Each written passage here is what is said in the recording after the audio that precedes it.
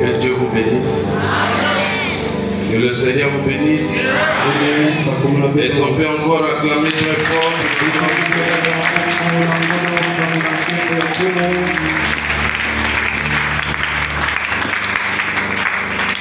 Nous inclinons nos têtes pour un moment de prière. Louange à l'agneau. Alléluia. Louange à l'agneau. Alléluia. Louange à l'agneau. Alléluia.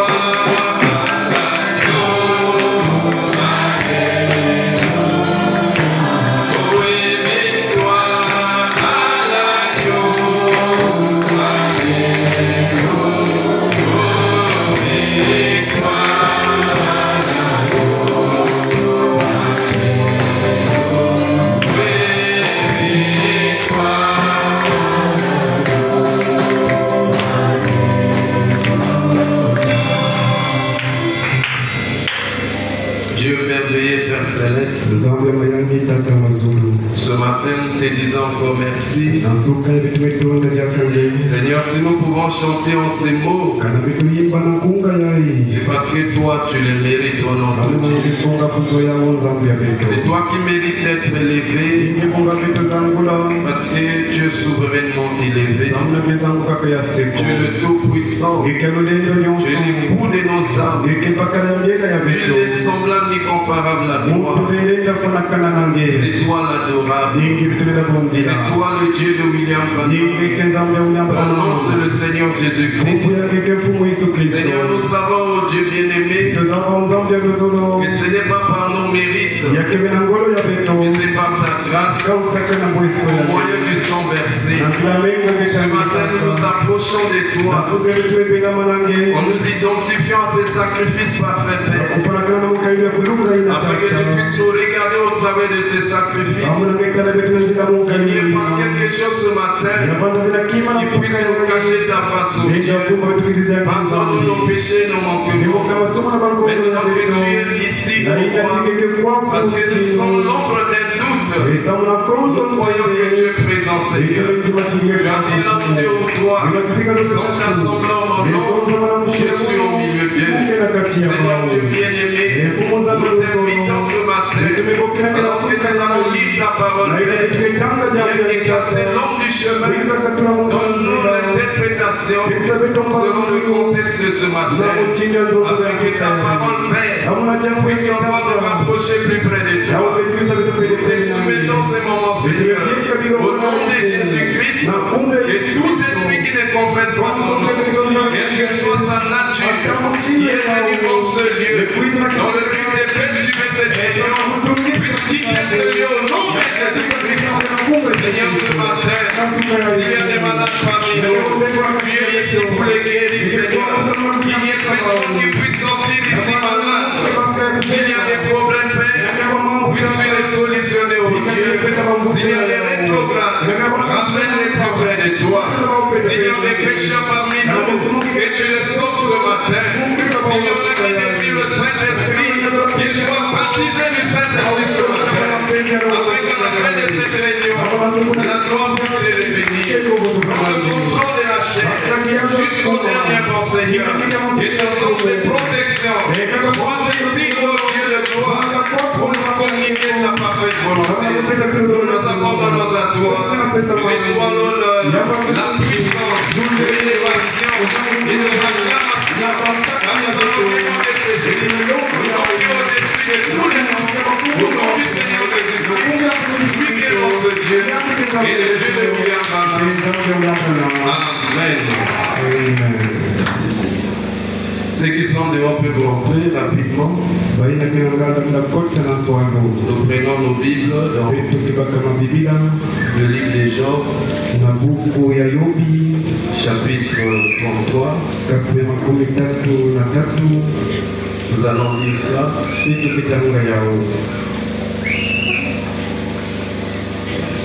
Verset 14 jusqu'au verset 18.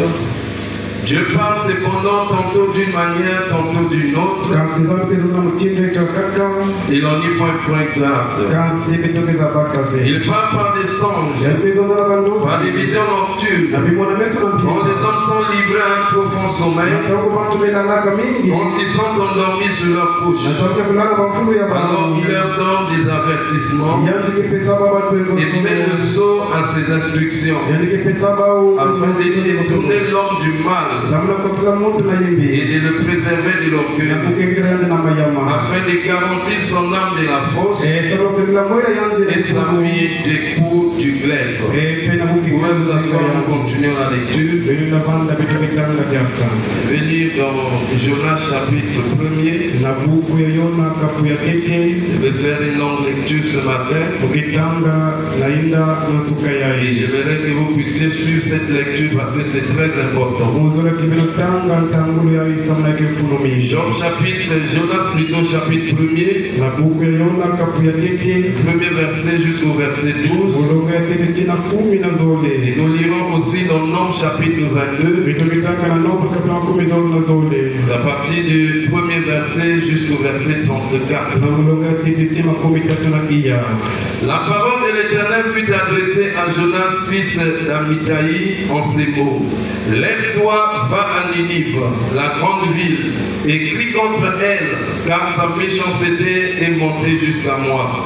Et Jonas s'éleva pour s'enfuir à Tarsis, loin de la face de l'Éternel.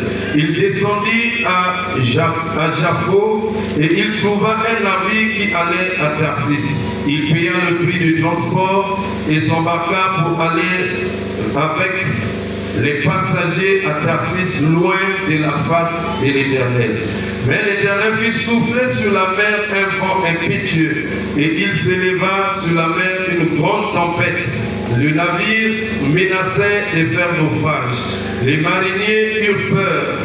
Ils imploraient chacun leur Dieu, et ils jetèrent dans la mer les objets qui étaient sur le navire, afin de le rendre plus léger. Jonas descendit au fond du navire, se coucha et s'endormit profondément. Le pilote s'approcha de lui et lui dit: pourquoi dors-tu? Lève-toi, invoque ton Dieu. Peut-être voudra-t-il penser à nous et nous ne périrons pas.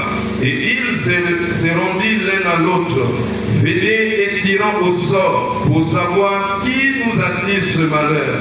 Ils tirèrent au sort et le sort tomba sur Jonas. Alors il lui dit: dis-nous, qui nous attire ce malheur? Quelles sont tes affaires et d'où viens-tu? Quel est ton pays et de quel peuple es-tu? Il a répondu: je suis hébreu et je crains l'Éternel, le Dieu des cieux, qui a fait la mer et la terre. Ces hommes eurent une grande frayeur et lui dirent: pourquoi as-tu fait cela? Car ces hommes savaient qu'ils fouillaient loin de la face de l'Éternel, parce qu'il leur avait déclaré. Il lui dit: que ferons-nous pour que la mer se calme envers nous? Car la mer était de plus en plus orageuse. Il leur répondit: prenez-moi et jetez-moi dans la mer, et la mer se calmera envers vous. Car je sais que c'est moi qui attire sur vous cette grande tempête. Si ça pouvait être l'attitude de tout chrétien, ça pourrait être bien. Parce que parfois, quelqu'un sait que c'est lui qui attire le malheur, mais il est tranquille. Amen. Nous allons prendre le Nombre chapitre 22, suivez la lecture, c'est très important. Le premier verset jusqu'au verset 34. Les enfants d'Israël partirent et ils campèrent dans les plaines de Moab, au-delà du Jourdain vis-à-vis de Jéricho.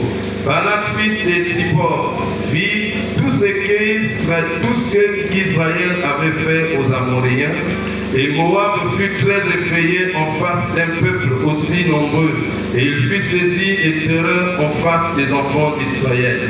Moab dit aux anciens et Madian: cette multitude va dévorer tout ce qui nous entoure, comme les bœufs broutent la verdure des champs.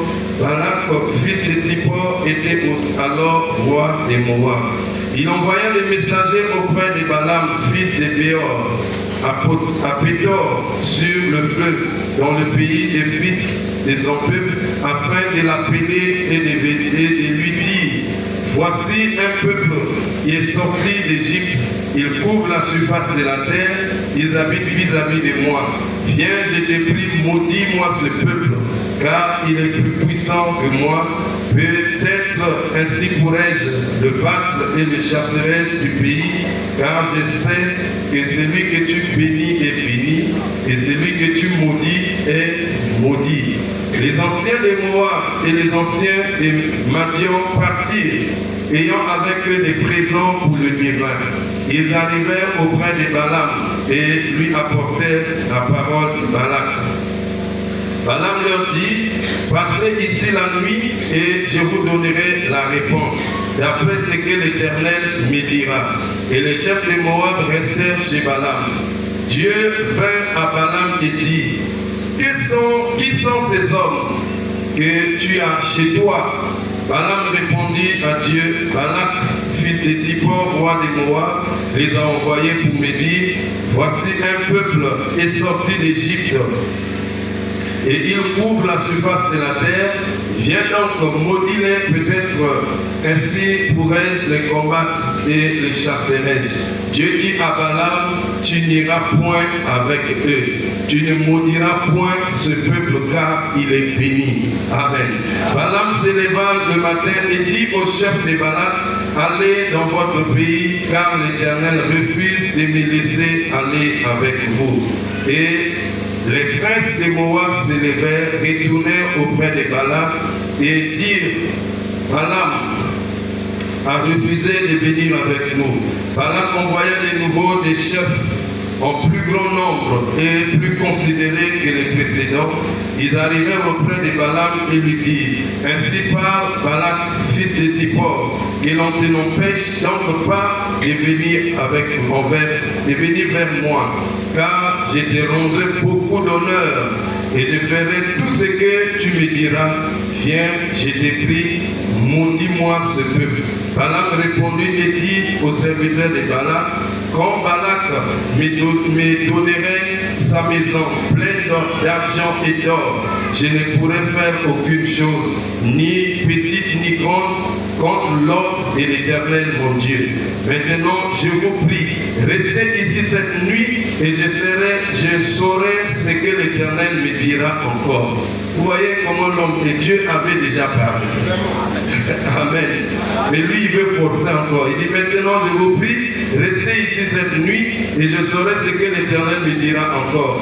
Dieu vint à Balaam pendant la nuit et lui dit: puisque ces hommes sont venus pour t'appeler, lève-toi, va avec eux, mais tu feras ce que je te dirai.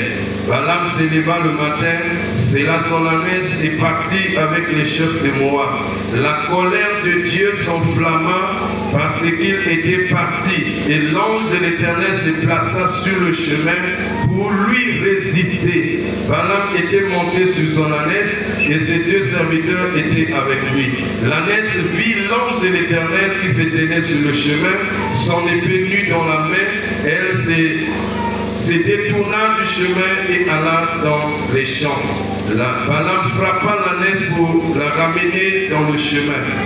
L'ange de l'Éternel se plaça dans un sentier entre les vignes et il y avait un mur de chaque côté. L'ânesse vit l'ange de l'Éternel et elle se serra contre le mur et pressa les pieds de Balaam contre le mur. Balaam la frappa de nouveau.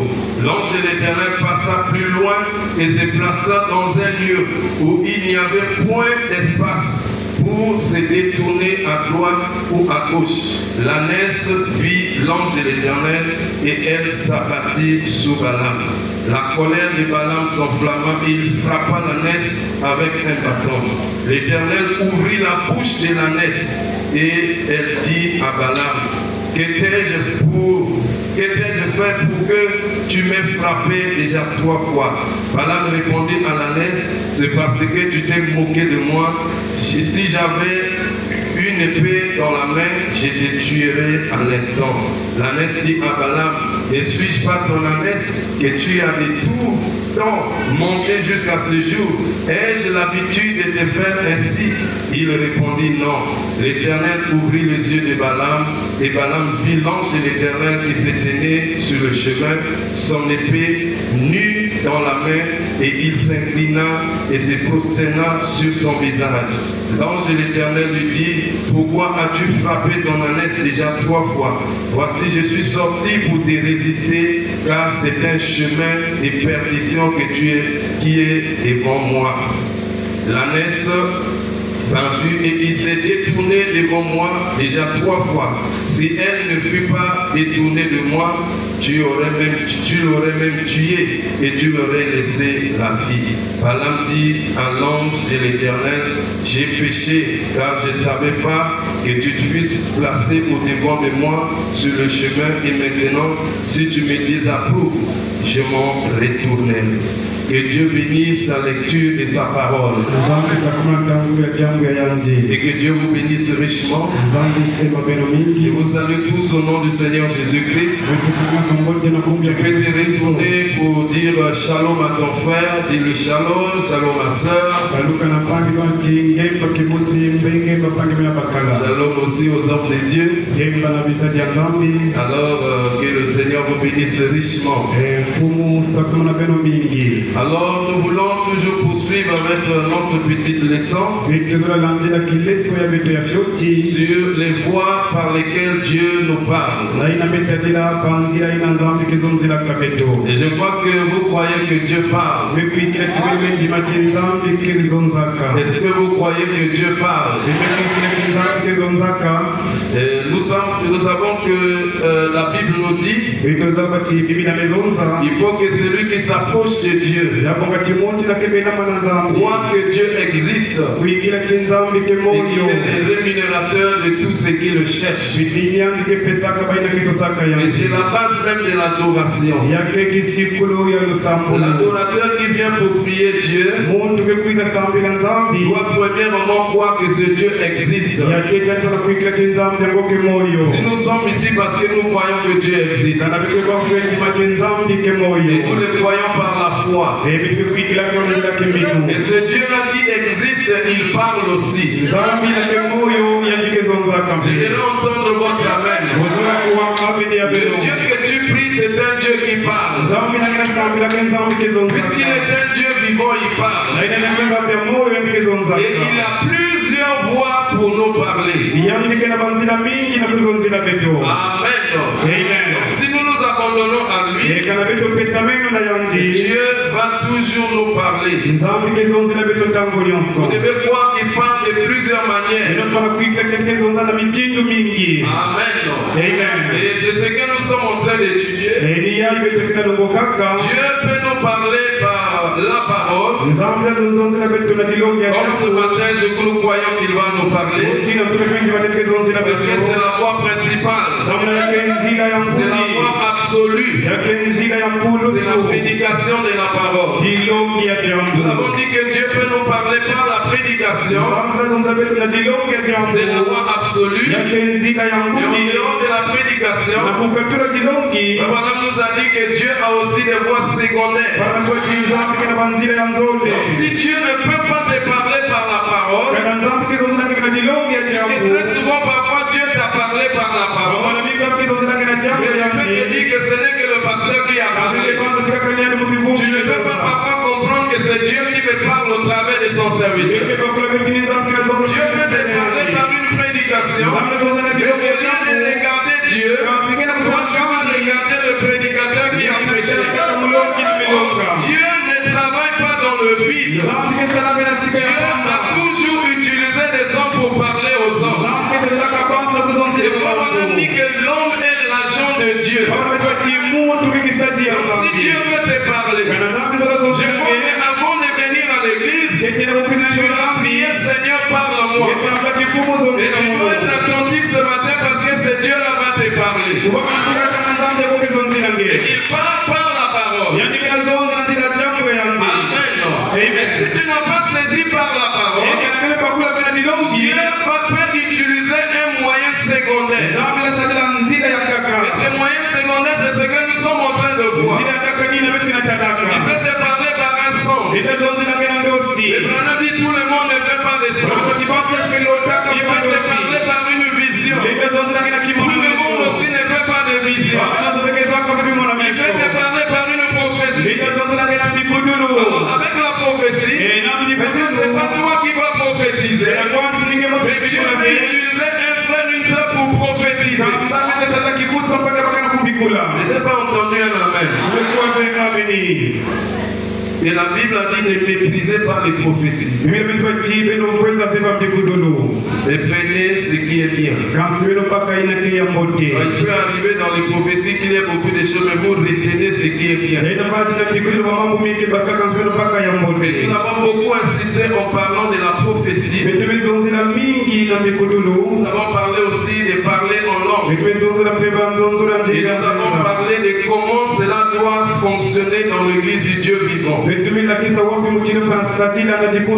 que nous sommes très heureux d'avoir reçu un prophète. Et si nous avons le prophète, il nous mettra loin de la confusion. Ces choses doivent travailler selon l'ordre établi par la parole. Et si cela peut travailler selon l'ordre, parce que Dieu n'est pas un Dieu de désordre, mais Dieu est un Dieu d'ordre. Et Dieu règne là où il y a l'ordre. Est-ce que je peux entendre votre amen? Alors Dieu peut vous parler aussi par la voie intérieure. Si par la prédication tu n'as pas compris, Dieu peut te parler par la voie intérieure. Alléluia. Ça aussi nous avons dit, il ne faut pas être négligent. Nous étudions ces choses pour que vous ayez le discernement. Et savoir que ici là c'est Dieu qui me parle. Il peut te parler par la voix intérieure. Il peut te parler aussi par une conviction dans ton cœur. Dieu peut te parler en déposant une paix dans ton cœur. Tu peux avoir un fardeau. Et tu viens dans la présence de Dieu, tu pries. Alors à un certain moment, tu vois une paix descendre dans ton cœur. Une paix profonde t'envahit. C'est Dieu qui te dit que la situation est sous contrôle. À partir de là, il ne faut plus t'inquiéter. Dieu peut aussi amener une joie inonder ton cœur. Alléluia. Tu ne comprends pas, mais Dieu est dans la joie. Tu avais des problèmes, mais cette fois-ci, c'est la joie qui inonde ton cœur. C'est Dieu qui te dit que tu peux compter sur moi, la situation est sous contrôle. Alléluia. C'est Dieu qui nous parle ici. Dieu peut te parler par un conseil. Il n'y a pas des amens. Il y a des conseils que nous recevons, mes frères. C'est Dieu qui entre dans une personne pour te parler. Dites Amen. Et si toi tu négliges, il y a aussi quelqu'un qui peut nous conseiller. Tu as rejeté la voix de Dieu. Vous voyez ici, là, Dieu était obligé de faire parler même la naisse. Donc Dieu peut te parler même par un fou. Dieu peut te parler par un païen. Je n'ai pas entendu un amen. Un homme spirituel, c'est un homme qui a le discernement. Quand il marche, il discerne. Ça peut être même un fou qui a côté de toi. Mais il commence à te dire des choses sérieuses de ta vie. En ce moment, il ne dit pas qu'il a aussi le gâteau à côté. Dieu a simplement utilisé ce vase pour te parler. Et toi comprends que ça c'est Dieu qui me parle. Amen. Donc Dieu a des voix insondables. Nous ne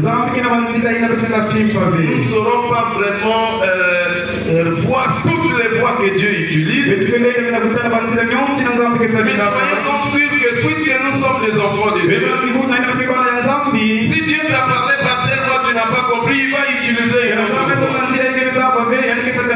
Jusqu'à ce que toi tu comprennes que ça c'est Dieu qui me parle. Madame dit ceci. Nous avons vu son étoile, nous sommes venus pour l'adorer. Du 16 décembre 63, ce sont nos écritures de base, je rappelle, paragraphe 89. Si seulement vous pouvez vous abandonner à Dieu, si seulement vous vous abandonnez à Dieu, Dieu a beaucoup de voies par lesquelles il peut se révéler à vous. Vous voyez, il se peut que vous ne soyez pas.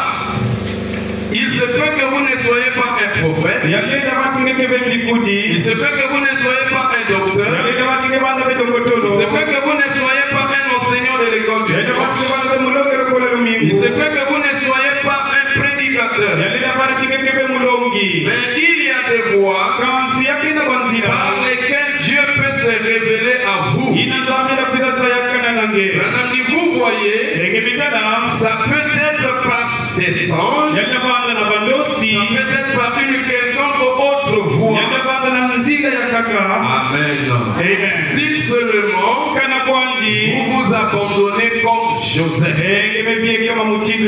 Donc le problème c'est de s'abandonner à Dieu. Si vous vous abandonnez à Dieu, même si c'est une question qui vous tourmente, abandonnez-vous simplement à Dieu et Dieu va vous parler. Dieu vous parlera d'une manière ou d'une autre. Dieu va vous parler. Peut-être pas par une prophétie. Le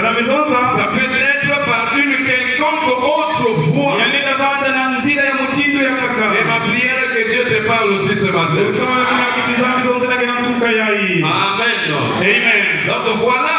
Et le vendredi, nous avons commencé à voir une autre voix que Dieu utilise pour parler à ses enfants. Et cette fois, nous avons dit que ce sont des événements, des circonstances, des situations. Alléluia. Amen. Il y a des choses qui nous arrivent, mais c'est Dieu qui est derrière. Et ces choses-là ont un message. C'est aux enfants de Dieu d'avoir le discernement.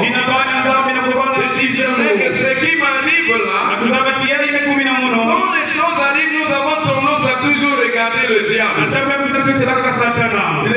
Toute chose ne vient pas du diable. Je sais que mon Dieu n'y a pas le mal. Mais Dieu, quand il veut corriger son fils, ou quand Dieu veut ordonner son fils, quand Dieu veut amener ses enfants, il peut permettre certaines choses. Et si tu ne saisis pas ça, tu vas souffrir. Alléluia. Alors ici, là, je crois que l'histoire de Jonas est bien connue par les lecteurs de la Bible. La Bible nous a dit qu'une écriture a multiples applications. Et cette fois-ci, nous allons l'appliquer selon notre contexte. Vous voyez Jonas, un prophète de l'Éternel. Dieu a vu que la ville de Ninive, ce peuple-là s'était corrompu. Ce peuple-là était tombé dans le péché. Il était très loin dans le péché.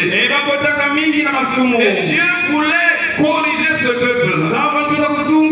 Mais comme notre Dieu est très merveilleux, il est miséricordieux, il ne fait rien sans avoir révélé son secret à ses serviteurs les prophètes. Et Dieu ne peut pas juger les gens avant de les avoir avertis. C'est ce que Dieu a fait. Il est parti voir un prophète. Il lui a dit Jonas, les peuples de Ninive, sa méchanceté est montée jusqu'à moi. Donc Dieu voulait détruire les gens de Ninive comme il avait fait à Sodome et Gomorrhe. Et qu'est-ce que Dieu a fait? Il a dit Jonas va là-bas. Va les avertir. S'ils peuvent comprendre, se répondre, je vais leur sauver la vie. Mais s'ils ne comprennent pas, je vais les détruire. Alors Jonas voyant la responsabilité il incombait d'aller avertir ce peuple, il a voulu se dérober de ça. Il a voulu fuir la responsabilité. Alors qu'est-ce qu'il fait? Il croyait qu'il peut fuir loin de la face de Dieu. Bien aimé, on ne peut pas aller loin de la face de Dieu. J'aimerais entendre votre amen. Si Dieu vous dit de faire une certaine chose, si vous ne le faites pas, vous allez les rencontrer partout. Il n'y a pas un endroit que vous pouvez fuir. Il va vous croiser partout. Alors lui, il fait quoi? Il va là où on prenait les navires. Il arrive là-bas. Il se dit d'aller à Ninive. Moi, je prends la voie de Tarsis. Je vais voir comment il va faire. Laisse pour toi mon frère. Laisse pour toi ma soeur. Dieu a des voies insondables. Alors il arrive. Il voit un navire qui partait à Tarsis. La Bible dit qu'il paya le prix du transport. Le navire. Vous allez voir Tarsis. Sans rentrer. Alors quand ils sont partis, commencé c'était bien. Écoutez aussi, vous devez savoir, quand vous faites quelque chose en dehors de la volonté de Dieu, début, ça peut sembler être bien. Pour un début, tu peux te dire qu'il n'y a rien. Pour un début, tu peux dire que Dieu ne voit pas ça. Si Dieu voyait ça, pourquoi ça marche? Il te laisse d'abord. Il veut que tu avances un peu. Et quand tu vas avancer, lui il va descendre là. Quand le navire a commencé à partir, c'était très bien, tout était calme. Voilà pourquoi mes frères et sœurs, faire la volonté de Dieu dans notre vie, ça doit être la meilleure des choses. Même si cela peut nous coûter, je préfère faire la volonté de Dieu que de faire la volonté des hommes. Vous cherchez à plaire les hommes, vous allez rencontrer Dieu sur votre chemin. Le navire a commencé à partir. Peut-être que ce matin aussi il y a des navires qui ont commencé à partir. Peut-être que vous vous dites qu'il n'y a rien. Non, le Seigneur vous laisse seulement un moment. Continuez à avancer. Ils ont avancé. Arrivé quelque part. Alléluia. Amen. Cette fois-ci, la Bible dit que ce n'est pas Satan qui a soufflé. Mais la Bible dit que Dieu souffla. C'est Dieu qui a soufflé. Et la mer commençait à être agitée.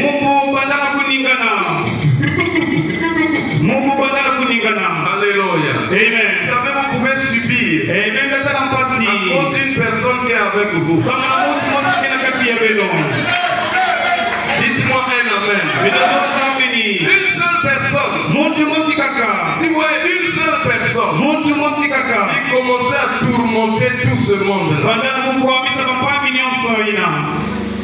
C'est compliqué, hein? Amen. Amen. Voilà pourquoi nous avons une grande responsabilité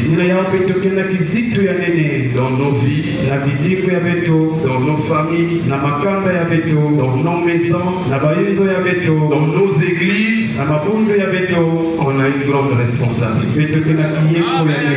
Je n'ai pas entendu un amen. Vous pouvez attirer le malheur dans votre maison. Vous pouvez attirer le malheur dans votre foyer. Vous pouvez attirer le malheur dans votre travail. Amen, que faible la tête. On avance. C'est Dieu qui a soufflé. Et quand Dieu souffle, il commence à se débattre là. Vous savez qu'à cette époque-là, il n'y avait pas de moteur comme aujourd'hui. C'est des gens qui ramaient. Et certainement, c'était des gens expérimentés. À un certain moment, ils ont vu la mer être agitée. Peut-être il y a trop de charges. Pour alléger le bateau, il faut se noyer. Les colis que nous avons ici, ils ont jeté ça dans la mer. Ça n'a pas calmé les choses. Qui peut me dire un amen? Ça n'a pas calmé les choses. Alors ils se sont dit, mais quoi? Alors celui qui naviguait là, il a dit, le pilote principal, il a dit, bon, chacun ici doit invoquer son Dieu. Peut-être que si mon Dieu est fait, ton Dieu peut nous sauver ici. Vous savez que quand il y a une difficulté, chacun peut faire recours à son Dieu. Mais celui qui avait le vrai Dieu, il était au fond du bateau. Celui qui avait des problèmes était à l'intérieur. Et lui, il a fait semblant, il est parti dormir. Il y a des gens, c'est eux qui savent que c'est eux qui amènent le désordre. C'est eux qui amènent les troubles. Ils sont doivent être sérieux. Mais Dieu connaît que c'est toi. Dites-moi un amen. Il était là, il est parti dormir là. Ah, le pilote l'a dit. Oh. Nous sommes en train de se débattre parce que quand lui dort. Mais nous, on est sur le point de périr.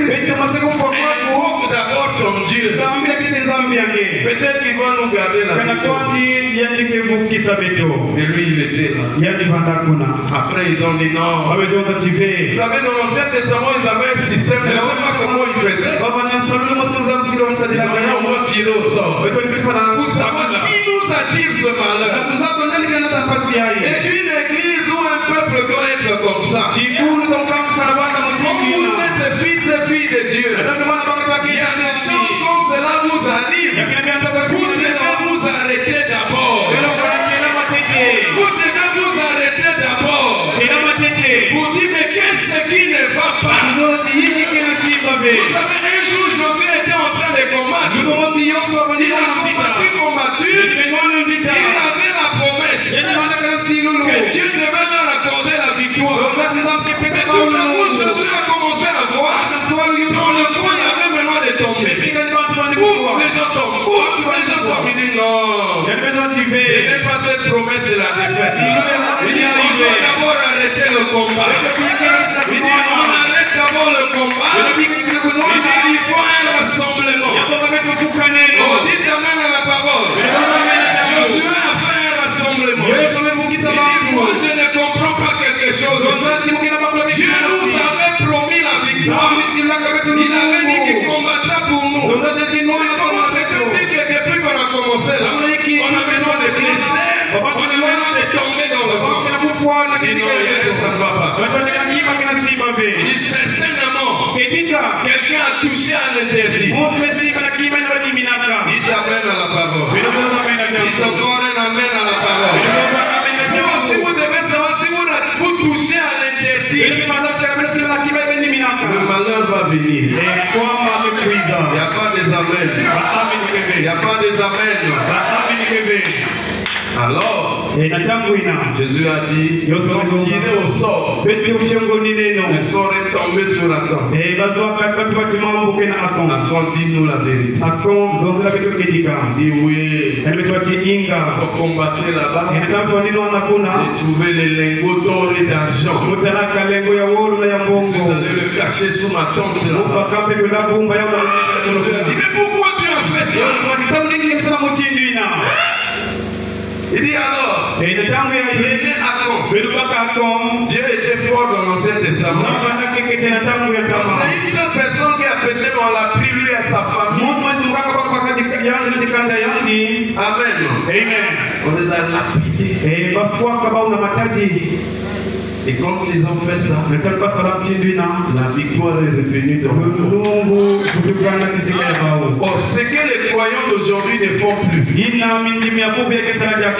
Quand les choses ne semblent pas marcher, ils se disent, oh le diable, c'est dernier temps, le diable mettait la main. Il n'y a pas le diable là-bas. Le diable c'est toi.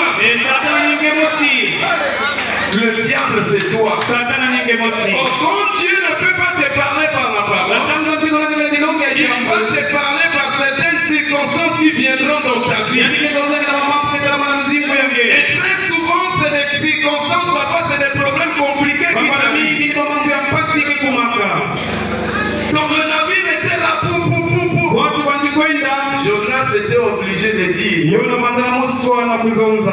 Il a d'abord décliné son identité.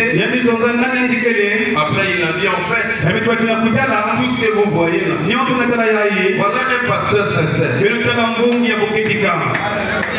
Que les pasteurs ne sont plus sincères jusqu'à ce point. Tout ce que vous voyez là, en fait c'est moi qui attire le mal. Mais quelle est la solution? Prenez-moi, vous m'attachez et vous me jetez dans la mer. En dehors, mettez-moi en dehors du navire. Vous allez voir que le navire aura le calme. On dit amen à la parole. Et je crois que c'était la solution. Amen. C'était la solution. On a pris la baffe. Jeté dans la mer. Bon, la suite vous connaissez. Ce qui nous intéresse, c'est ce qu'il avait fait. Il était en train de fuir la volonté de Dieu. Et Dieu pour le coincer. Si Dieu pouvait utiliser quelqu'un, Jonas n'allait pas accepter.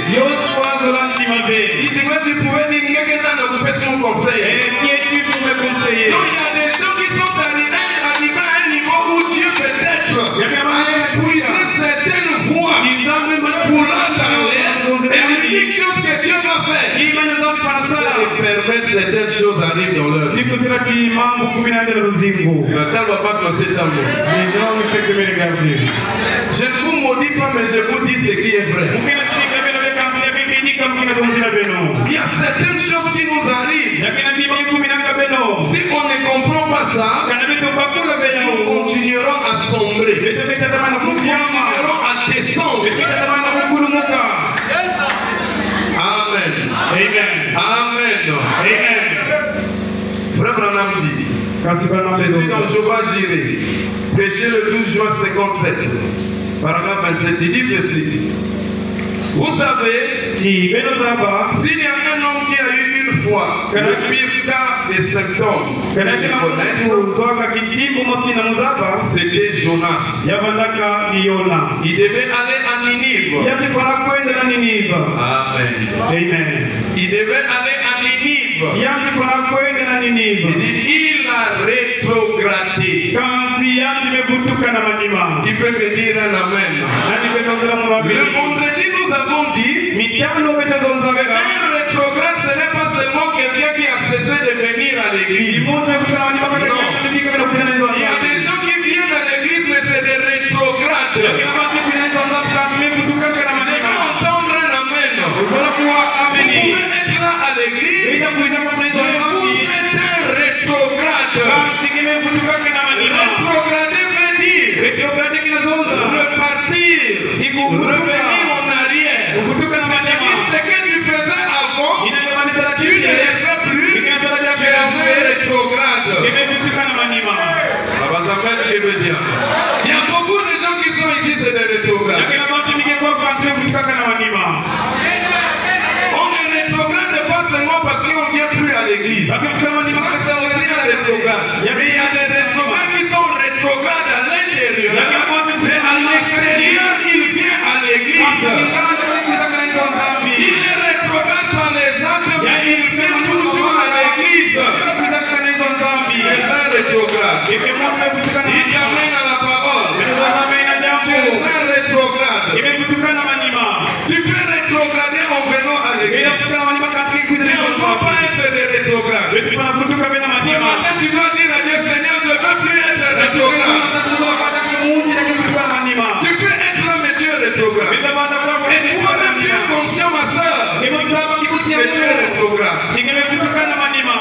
La sœur pèse amen. Encore un amen. Amen avec les faibles. Les amens sont faibles. C'est qu'il y a bien en quatre. Ça rentre. Donc tu peux être là présent. Et rétrograde.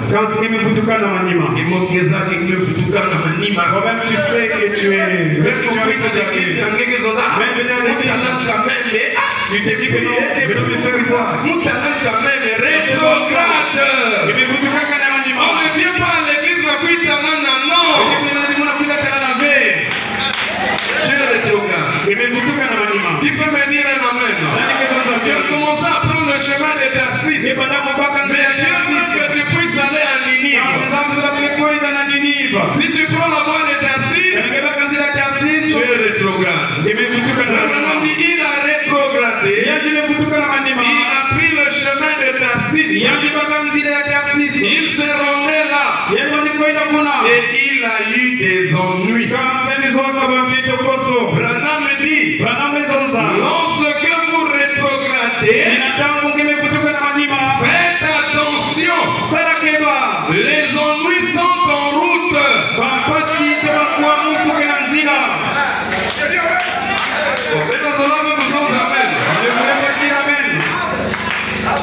Faut même plus amen pour que me prêcher bien. Donnez-moi un amen que je prêche bien. C'est les atmosphères qui produisent les résultats. Il faut les bonnes atmosphères ce matin. C'est les atmosphères qui produisent les résultats. On doit dire amen à la parole. Lorsque vous rétrogradez, faites attention. Alléluia. Il y a des gens lorsqu'ils rétrogradent la parole tombe. Mais il se dit, ah, ma prédicateur avec contre béton. Laisse pour toi. Comme tu peux insister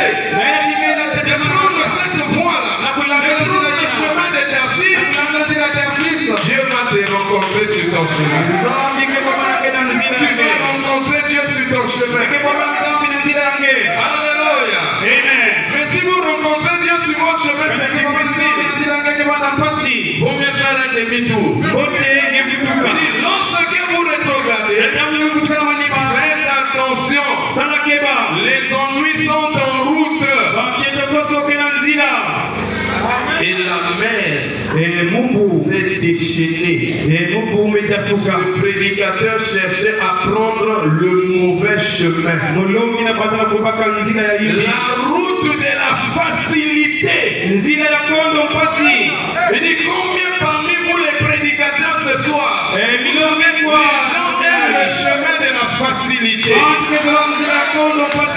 Les gens aiment même l'église là où les choses sont faciles. Les gens aiment maintenant les églises là où le message est facile. Donnez-moi un vrai amen. Là où il peut venir, même s'il vit dans le péché, on va lui dire, oh tu es un bon frère. Les gens veulent la facilité. Les gens ne prennent plus là où on place la parole à sa place. Les gens aiment maintenant les églises. Quand elle va là-bas, même si elle a un peu de tiret, on va dire que ça ne fait rien. Même si elle a des mèches de couleur, on va dire que c'est pas ça. Ce qui compte c'est le cœur. Les gens aiment la facilité. Mais le chemin de la facilité, c'est la rétrogradation. Prenez le chemin de la facilité, vous allez rétrograder. Vous serez le pont des rétrogrades. On ne peut pas affaiblir le message par notre façon de faire. On doit faire la façon du message.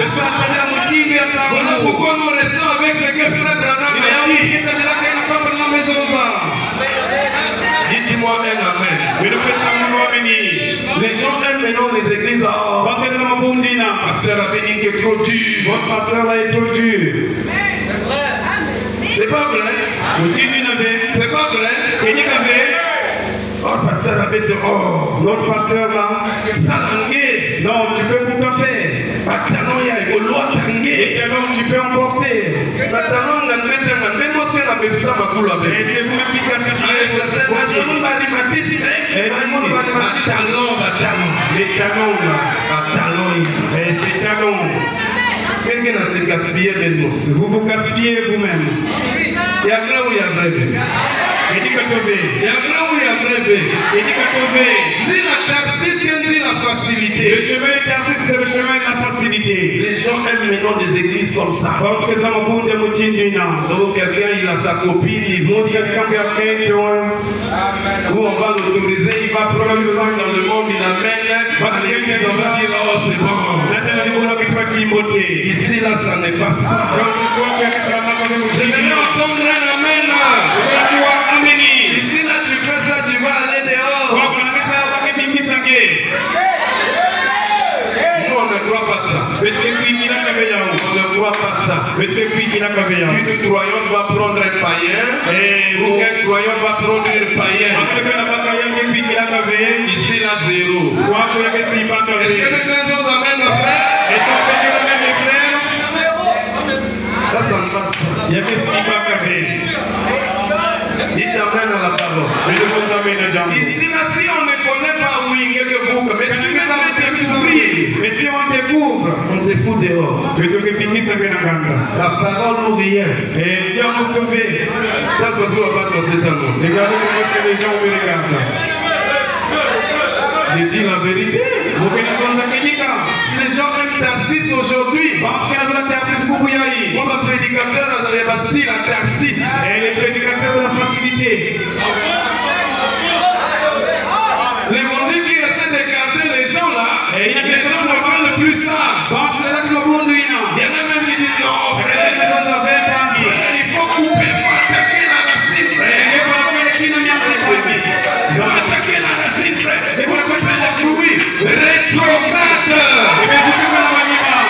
C'est les rétrogrades qui aiment ça.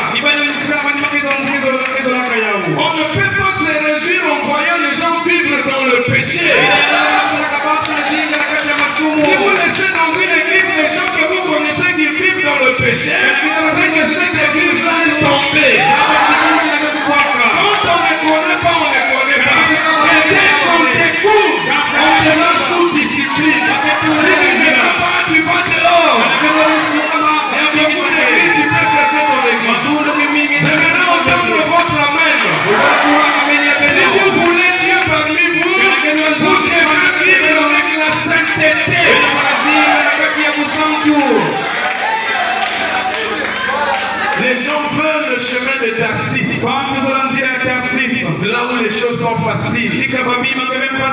Amen. Là où il n'y a pas de rigueur. Là où chacun peut faire comme il veut. Si notre église arrive là, on a rétrogradé. Mais nous devons faire la volonté de Dieu. Et la volonté de Dieu, c'est le message de l'heure. Beaucoup prennent le chemin de Tarsis. Le chemin de la facilité. Les gens aiment vraiment des choses faciles. Les sœurs là aiment maintenant. Là où la jupe avait commencé là-bas, on clique un peu, ça monte. Après on clique encore, ça monte. Après on clique encore. Maintenant on va pour s'asseoir. Il faut croiser les cuisses. Et vous faites là avec moi. Et toi-même, tu ne voyais pas ça. Tu n'avais pas vu ça. On ne veut pas des prostituées à l'église.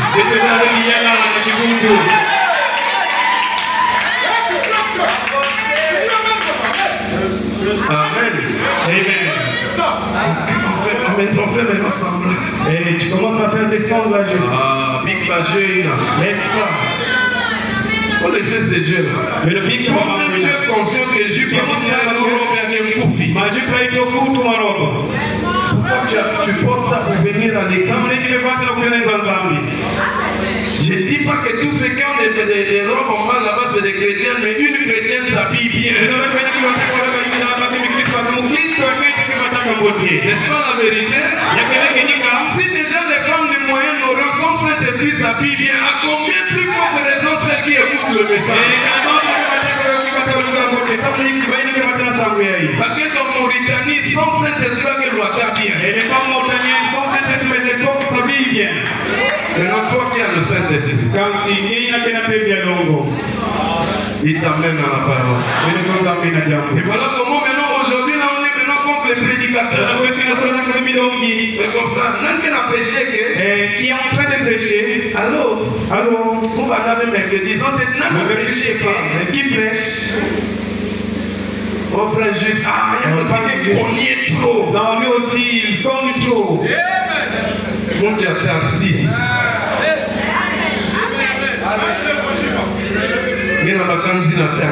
Tu prends le chemin du Tarsis. C'est le chemin de la facilité. Si vous prenez ce chemin, les ennuis sont en route. Vous allez rencontrer, vous allez voir les ennuis venir. Alléluia. Amen. Là aussi, ces ennuis-là sont un langage de Dieu. Pour dire à un fils ou une fille de Dieu, le chemin que Dieu est en train de prendre là, je ne veux pas ça. Parce qu'avec la parole, tu ne veux pas comprendre. Les songes, tu ne veux pas comprendre. Les conseils, tu ne veux pas comprendre. Qu'est-ce que Dieu va faire? Il va permettre que certaines difficultés arrivent dans ta vie. Il va commencer à te coincer. Il t'amène. C'est des difficultés qui vont venir. Tu fais comme ça, c'est coincé. Tu fais comme ça, c'est coincé. Tu fais comme ça, c'est coincé. Je ne comprends plus ce Dieu-là. Non, Dieu est toujours là. Mais c'est toi qui sais t'éloigner de lui. Et ce que tu vis là, c'est Dieu qui te parle. Je sais qu'il y a des gens ce matin qui se retrouvent dans ces conditions-là. Mais ma prière est que Dieu vous parle encore ce matin. Vraiment, soyez certains de Dieu. Péché le 25 janvier 59, paragraphe 40, il dit ceci. Je suis sûr que je parle ce matin aux gens qui sont passés par là. J'y suis passé moi-même bien des fois. J'examinais alors ma vie passée. Ou bien, aujourd'hui, si les choses ne sont plus comme avant dans ta vie, il faut s'arrêter. Il faut s'asseoir. On a prêché une prédication réfléchie. réfléchissons sur nos voies. Toi d'abord, tu essaies de méditer. Ici, là, c'était bien. Avant mon travail, là, marchait bien. Avant mes affaires, là, marchait bien. Pourquoi ça ne marche plus aujourd'hui? Avant, là, j'avais toujours des marchés. Pourquoi aujourd'hui, je n'ai plus de marchés? N'accusez pas d'abord le diable. Avant d'accuser le diable, soyez-vous d'abord. Essayez de regarder votre vie. Parce qu'un chrétien qui n'a plus la capacité de voir sa vie passer, il a déjà perdu ses repères. J'aimerais entendre votre amen. Il faut toujours avoir cette capacité de regarder votre vie passée et comparer ça à votre vie du présent. Mais qu'est-ce qui ne va pas? Je pense ce matin aux gens qui sont passés par là. Je suis passé moi-même par bien des fois. J'examinais alors ma vie passée. Retournons chaque pierre. Et quand j'ai découvert que j'avais fait quelque chose de mal, je le confessais disant, Seigneur Dieu, je mettrai cela en règle. Je n'ai pas entendu un amen. Donc, quand certaines choses nous arrivent, vous constatez qu'à la maison, dès qu'il y a l'argent, c'est maintenant de sortir. Maladie ici, situation là-bas, problème ici, tu es troublé. La première des choses, n'accuse pas d'abord le diable. Calme-toi. Essaie de voir d'abord ta propre vie. C'est ça un chrétien, une chrétienne. Seigneur, est-ce qu'il y a quelque chose que j'ai fait? Est-ce que je prends le chemin de Tarsis? Parce que sur le chemin de Tarsis, il y a des ennuis. Donc il y a certaines situations, c'est Dieu qui vous parle. Pour vous dire que je ne suis pas d'accord avec vous. Tu regardes comme ça. Chaque fois, pourquoi chaque fois, ce n'est que des problèmes. Regarde d'abord. Branham dit, j'ai retourné chaque pierre. Ça veut dire, tu regardes, peut-être là. Ici, là, c'est bon. Peut-être ici, là. Ici, là, c'est bon. Peut-être là. Là, j'ai un problème. En ce moment-là, il va d'abord régler ce problème. S'il y a un problème qui nécessite une repentance, fais ça. Et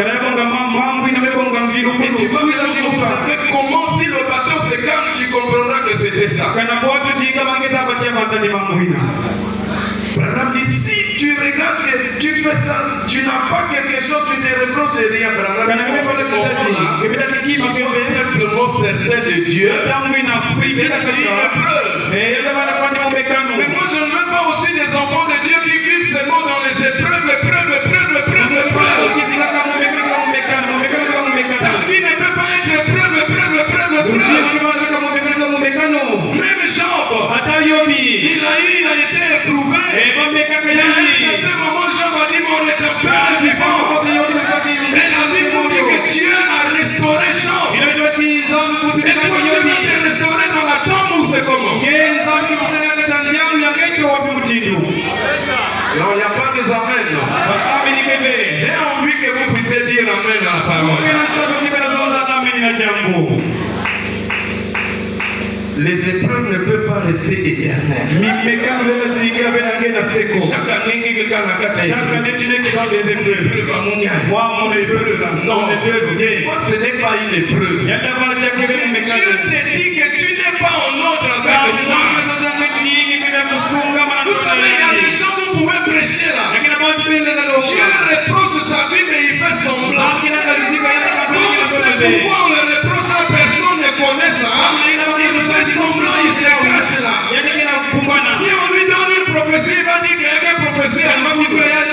Mais là où il est conscient, ça ne va pas dans ma vie. Maintenant, qu'est-ce que Dieu va faire? À moins que tu ne sois pas fils ou fille de Dieu. Si tu es fils de Dieu, tu es fille